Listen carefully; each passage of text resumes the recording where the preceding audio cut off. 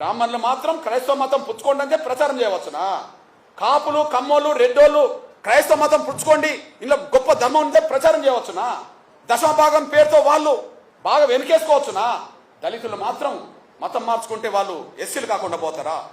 బ్రాహ్మణులు అయినప్పుడు, క్రైస్తవ మతం పుచ్చుకున్న వాళ్ళు బ్రాహ్మణులుగానే ఉన్నప్పుడు వాళ్ళు ఓసీలు అయినప్పుడు, క్రైస్తవ మతం పుచ్చుకున్న వాళ్ళు కమ్మోళ్ళు అయినప్పుడు వాళ్ళు ఓసీలు అయినప్పుడు, కాపులు ఓసీలు అయినప్పుడు, ఓసీలు ఉన్నప్పుడు, రెడ్లు ఓసీలు ఉన్నప్పుడు వాళ్ళకి ఈడబ్ల్యూఎస్ రిజర్వేషన్ వర్తిస్తున్నాయి కదా. ఇప్పుడు ఎస్సీ ఎస్టీ యాక్ట్ వీళ్ళకి వర్తించదు, రేపు రిజర్వేషన్ వర్తించవద్దు అని అంటుండ్రు కదా. ఎస్సీ యాక్ట్ వర్తించదు, రేపు రిజర్వేషన్ కూడా వర్తించవని మీరు తీర్పులు చెప్పారు కదా ఆర్డర్ పట్టి. అంటే వాళ్ళకు రిజర్వేషన్ కూడా వర్తించవచ్చునా?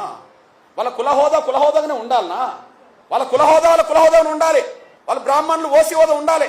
వాళ్ళు క్రైస్తవ మతం పుచ్చుకున్నా ప్రచారం చేసినా వాళ్ళ ఓసీ హోదా పోతలేదు, వాళ్ళ బ్రాహ్మణ కులం హోదా పోతలేదు, కమ్మల హోదా పోతలేదు, రెడ్ల హోదా పోతలేదు, కాపుల హోదా పోతలేదు. చివరికి మా బీసీలు కొంతమంది ప్రచారకులు, మత ప్రచారకులు అవుతే వాళ్ళ హోదా బీసీలుగానే మంగళగానే ఉంటుంది.